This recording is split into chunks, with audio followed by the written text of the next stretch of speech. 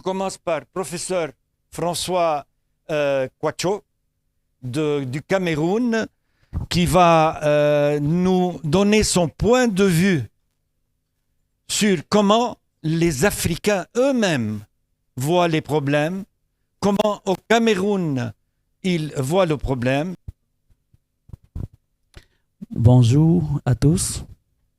Avant de commencer, je vais remercier toute l'équipe d'organisation du SPAS pour cet honneur et d'échanger par rapport à un problème qui se veut crucial non seulement pour l'Afrique, mais également le Cameroun. Et également la France, l'Europe. Je vais également profiter pour remercier Monsieur le recteur de l'université de Ngaoundéré qui est présent. Il était là, il a décidé de laisser tout ce qu'il avait à faire pour pouvoir participer parce que je suis un de ses enseignants et je lui dis merci pour la présence. Alors, notre présentation sera la valorisation et la gestion durable des ressources locales, principalement dans le secteur avicole. Peut-être dans les questions, je vous dirai pourquoi le secteur avicole. C'est une présentation non conventionnelle. Je vais vous donner tout simplement des chiffres, quelques questions, et puis nous allons continuer de discuter.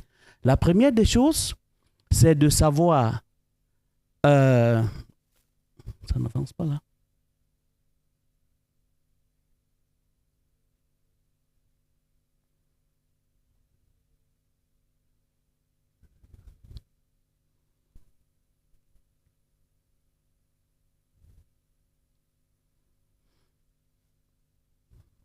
Le temps qu'on mette, je peux déjà commencer, c'est l'Afrique. Nous connaissons l'Afrique. Nous connaissons la population, la croissance démographique du monde et principalement de l'Afrique. Nous sommes à près d'1,3 milliard.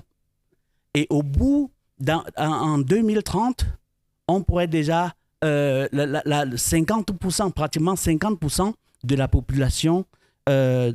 population, africaine sera active. Elle sera active. Et puis, le taux de natalité, c'est un certain nombre d'éléments que vous allez juste voir, le taux de natalité et tout. Ça donne une certaine caractérisation des critères de l'Afrique, compte tenu, de l'Afrique.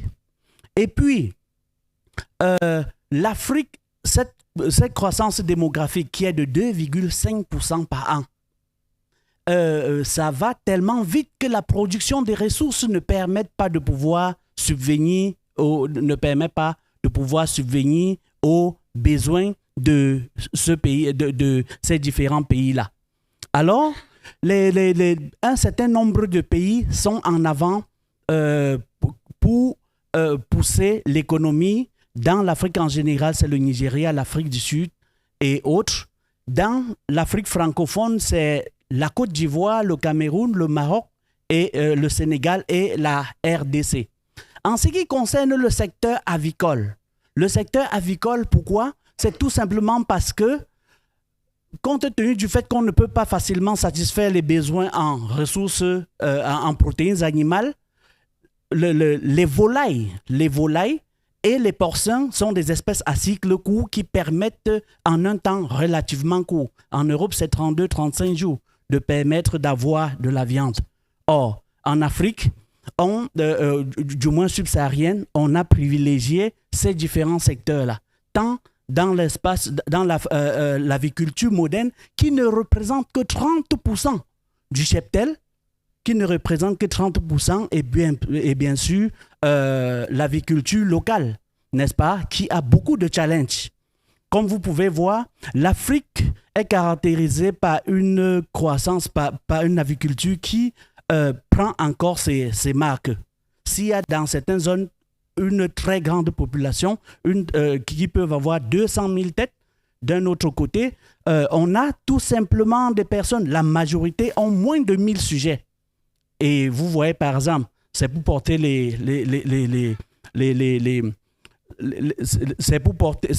pour les œufs là. Donc ici, on a environ 2,5 milliards de poulets avec 10 milliards de dollars en 2020 qui était le chiffre d'affaires dans ce domaine-là.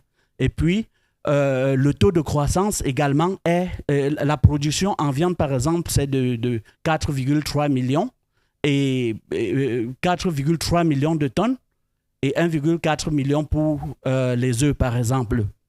On a également les principaux pays qui produisent, c'est l'Afrique du Sud, le Nigeria, l'Égypte et le Maroc.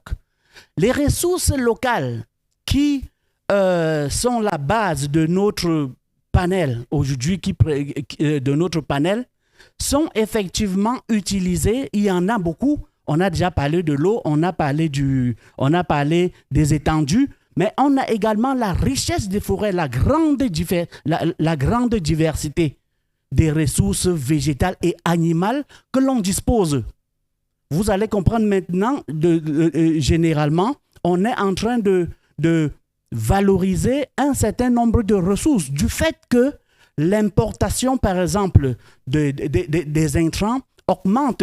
On discutait hier avec le recteur qui se retrouvait à 80%, l'alimentation à 80% du coût de production. Et il fallait généralement importer. C'est trop cher. Il faut trouver des alternatives qui sont des ressources locales. Et donc, on peut valoriser la faune. On peut également valoriser la flore. On pourrait mieux en discuter pendant les échanges. Alors, nous avons déjà au sein de l'université pris les devants parce qu'il s'agit de parler de la responsabilité des Africains. Qu'est-ce que nous faisons pour contribuer effectivement à résoudre nos problèmes? Je lève cette petite parenthèse que j'aime souvent dire. L'Europe, généralement, cherche la qualité de ce qu'elle va manger. En Afrique, c'est quoi le problème? C'est ce que nous allons manger. Et généralement, si on est en Afrique et qu'on dit il y a de la nourriture, si vous posez la question, qu'est-ce que c'est? Cela veut dire que vous avez déjà le ventre plein. Nous sommes encore au stade où il faut remplir les ventres plutôt que de regarder la qualité. Comment donc concilier l'approvisionnement avec cela? On utilise toutes ces ressources pour substituer ce qui est importé. Ça apporte de l'économie. On utilise ces ressources végétales pour substituer jusqu'aux probiotiques, jusqu'à un certain nombre d'antibiotiques. Et ça marche. Ça permet de gagner sur plusieurs plans économiques parce qu'on dépense beaucoup, on valorise nos ressources du plan de la santé parce qu'en même temps, ce sont des produits, les ressources locales qui ne sont pas des produits de synthèse.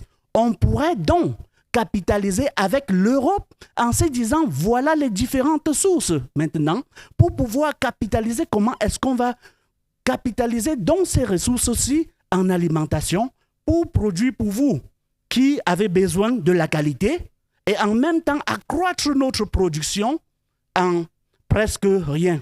Ça permettrait non seulement de résoudre les problèmes, de résoudre les problèmes dans les deux sens. Je ne vais pas venir, compte tenu du temps, dans les situations de valorisation, de gestion et valorisation, c'est tout simplement identifier. Le devoir des personnes, des chercheurs et autres, c'est d'identifier les ressources naturelles. Puis, on doit développer les stratégies pour les utiliser ces ressources naturelles de manière durable. Durable, ça veut dire penser pour les générations futures. Et en plus, maintenant, il faut créer de la valeur ajoutée aux différentes poudres qu'on a mis ici. Les vendre comme ceci, c'est compliqué. Il faut y ajouter, il faut donner une valeur ajoutée. Et la gestion durable, ça prend un certain nombre d'éléments. C'est les ressources naturelles de manière à maintenir la disponibilité dans le long terme. Ça, c'est la durabilité. Réduire l'impact environnemental. Réduire l'impact environnemental, c'est le programme FAO Libre. En même temps, comment concilier l'élevage et la réduction de l'impact, réduire l'impact environnemental de l'élevage dans le monde. Et enfin assurer l'équité dans l'utilisation de ces ressources-là. L'équité veut dire quoi? Permettre également l'égalité et sociale également. Les personnes chez qui on prend, ça c'est le protocole de Nagoya, qui valorise le partage et les échanges dans des ressources génétiques.